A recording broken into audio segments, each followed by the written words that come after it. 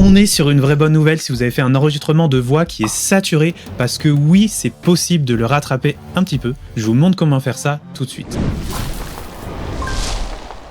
Et on se retrouve sur un de mes derniers enregistrements pour mes tutoriels de ma chaîne YouTube, où justement j'avais pas bien réglé mon micro et on voit que très rapidement ça vient saturer ici quand je me mets à parler. On est sur une vraie bonne nouvelle si vous avez une image qui est beaucoup trop lourde à envoyer, à stocker ou à importer dans votre montage. On sent vraiment que le micro est au bout de sa life, que c'est ultra compressé et que ça déforme même complètement ma voix dans une saturation. Et même visuellement, ça se voit ici quand on essaye de rabaisser. On voit vraiment ici, c'est complètement clippé. Mais heureusement, il y a une solution pour ça et je l'ai d'ailleurs utilisée dans cette vidéo pour qu'elle soit quand même plus audible sans que j'aie à tout retourner. Et cette solution, elle vient de Isotope, un fabricant de plugins audio, et c'est dans la suite RX11. Nous, on a besoin que d'un seul plugin de leur part qui s'appelle Declip, donc enlever le clip, c'est-à-dire la saturation du son. Et pour l'avoir, ça se décline en 3 parties, et heureusement, le Declip, il est disponible dès le pack le plus petit, qui s'appelle Element et qui coûte actuellement 109 €. Alors pour 109 €, vous n'avez pas juste l'effet des clips, vous en avez d'autres, des essentiels pour réparer et améliorer votre son. Alors évidemment, quand ils vont sortir la RX12, RX13, etc.,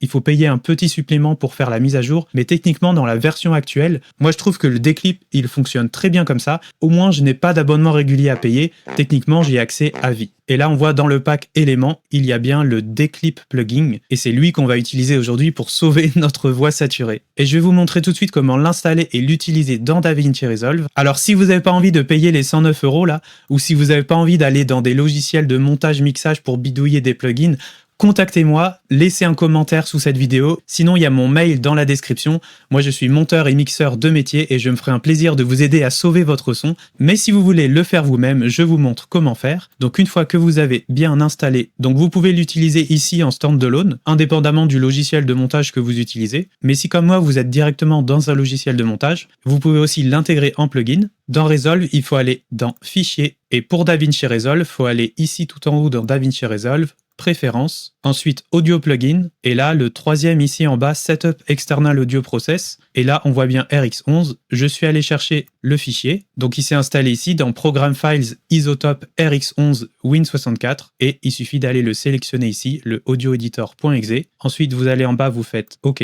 vous fermez, et là il devrait arriver, et il faut bien le laisser ici en command line, et vous faites sauvegarder. Une fois que c'est fait, je vais créer une copie du son saturé pour la garder en témoin. Je viens ici sur une piste secondaire qu'on va réparer ensemble, et là, je prends par exemple ce passage-là, et je viens faire clic droit, External Audio Process, et donc ici RX11. Alors attention, quand vous faites clic droit pour chercher External Audio Process, il faut bien être dans la page Fairlight, dans la page Edit, c'est pas disponible, et donc je clique dessus, et là, qu'est-ce que ça me fait? Ça vient m'ouvrir le logiciel Isotope RX11, et ça vient directement charger le petit bout de son que j'ai sélectionné. Le voilà, le joli son trop saturé. Et là, je viens ici sur le côté droit chercher mon déclip, il est là. Et là, je viens augmenter un petit peu tout ça. Donc là, on a une barre ici, donc plus on est haut et moins ça touche. Et plus on est bas et plus ça vient tenter de réparer, de redessiner la courbe qui est complètement aplatie par la saturation. Donc on peut le descendre pas mal pour voir. Et donc là, moi, ce que je vous conseille, c'est d'abord de faire Preview ici.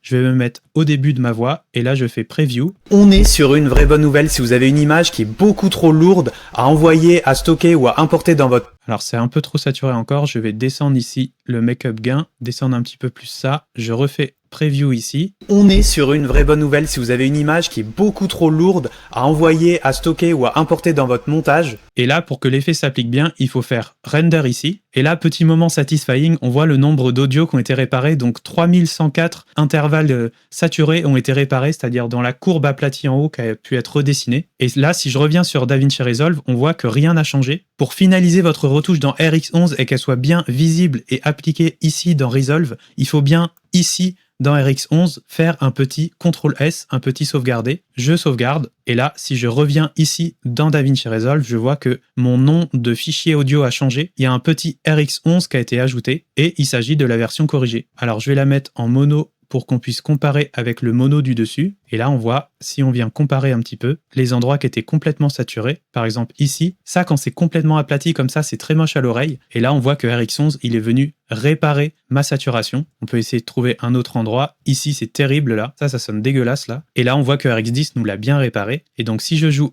un petit avant-après. Donc là, j'ai mis les deux pistes audio avec la même hauteur de waveform, tous les deux bien en mono pour bien comparer. Et donc là, je vais vous faire écouter la piste originale qui est trop saturée. On est sur une vraie bonne nouvelle si vous avez une image qui est beaucoup trop lourde à envoyer, à stocker ou à importer dans votre montage. Et la version que vient de corriger RX11. On est sur une vraie bonne nouvelle si vous avez une image qui est beaucoup trop lourde à envoyer, à stocker ou à importer dans votre montage. Ça sonne quand même mieux.